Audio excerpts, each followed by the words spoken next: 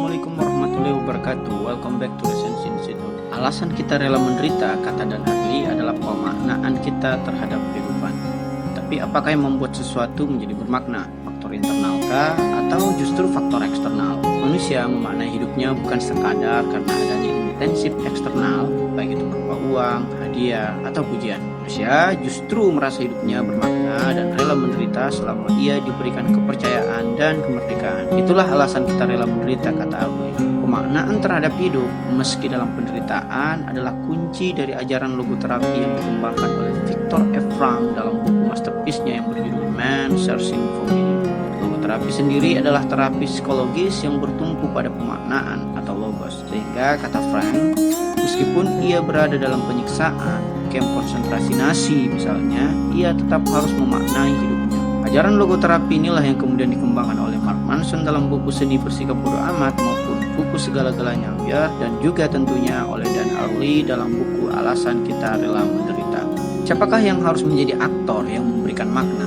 Mestinya adalah seluruh manusia, namun peran ganda dimainkan oleh manajer di tempat kerja, guru di sekolah, dan orang tua di rumah. Mereka harus menjadi yang lebih proaktif dalam memberikan makna kepada bawahan, murid, maupun anak-anak. Pemberi makna tersebut harus mengajarkan paradigma bahwa kerja, sekolah, bahkan hidup bukanlah rutinitas membosankan layaknya Sisyphus yang dihukum oleh dewa Yunani untuk menggulingkan batu dari bukit dengan hukuman yang sama setiap harinya. Bahwa dalam lingkungan kerja, sekolah, maupun kehidupan harus selalu ada makna baru yang kita peroleh demi hidup yang lebih bermakna. Lalu bagaimana cara memaknai hidup?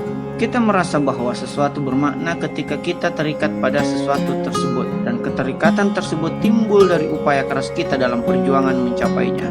Dengan kata lain, semakin keras kita berusaha pada sesuatu, semakin merasa kita terikat pada sesuatu tersebut. Inilah yang Hartley sebut sebagai efek IKEA, bahwa barang yang kita susun, kita maknai lebih dalam dari barang yang sudah jadi atau disusun oleh orang lain. Sayangnya, keterikatan kita pada sesuatu sangat rentan akan salah satu penyimpangan yang oleh pakar sebut sebagai bias egosentris, yaitu sikap yang memaksa orang lain untuk memaknai apa yang kita maknai. Padahal pemaknaan kita tersebut bergantung pada upaya keras kita sendiri, yang mana orang lain belum tentu memaknai dengan kadar yang sama dengan kita karena mereka tidak berupaya sekeras yang sama dengan kita. That's logic. Sadarilah bahwa pemaknaan kita hanya identik dengan upaya keras kita, milik kita, atau keterikatan kita masing-masing. Tapi apakah makna hidup hanya sebatas saat kita hidup di dunia saja? Bagaimana pula makna hidup ketika kita tak hidup lagi atau telah meninggal dunia? Umat manusia sejak zaman dahulu maupun sekarang, manusia sekuler maupun religius, percaya kepada apa yang disebut sebagai warisan atau wasiat. Masyarakat tradisional mengabadikannya melalui makam para raja atau bangsawan.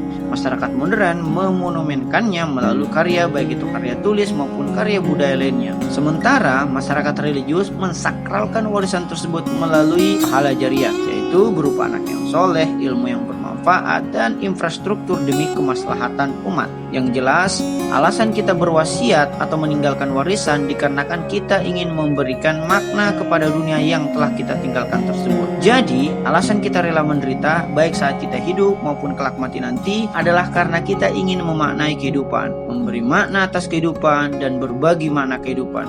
Selamat menderita, semoga bermakna. Ada pertanyaan?